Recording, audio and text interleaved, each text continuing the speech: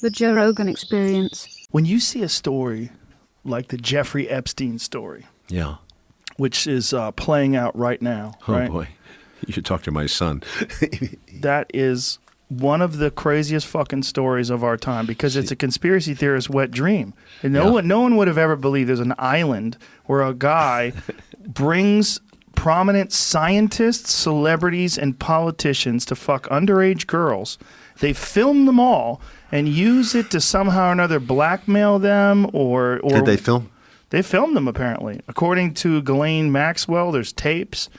You know, I mean, there's so much to this story that's so she crazy. knows something. Oh, for sure. So that's going to be the next mystery.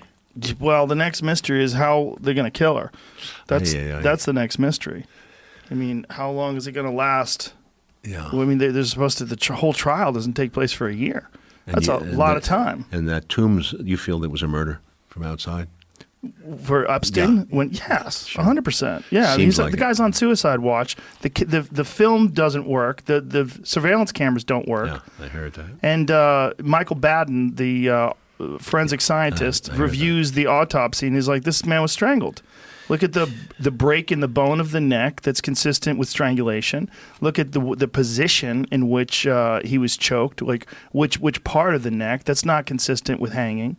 All the factors point to the fact that the guy was killed. And then the fact that, I mean, the guy's on suicide watch, and you know how is it possible that this guy was one of the most important witnesses in a case against a gigantic number of very powerful people just winds up committing suicide? Whoops, no worries, sorry. Well, if I'm staying away from that, frankly, it's such a mess. It's a mess. It's a mess. But that's one that I would think would intrigue you. I mean, if at the end of all this, when the pieces all fall into place, is that something you would think about covering for a film? Well, if I had to write it, I had to get very interested in the subject matter. It seems it doesn't, I mean, I don't know what it's about. I mean, if it's really what they say and there's all these world leaders and blah, blah, blah, I mean, it just doesn't really lead anywhere. It doesn't make sense. I mean, the world is a much more important place, is a sense of world peace, and this is the most important issue, peace in our time. And we are building up nuclear weapons at an incredible rate under this guy, Trump. And it's a return to the worst of the Cold War, and that scares me. That's an issue I would like to, I think if I were to get involved again in another movie, if not a documentary, would be that one.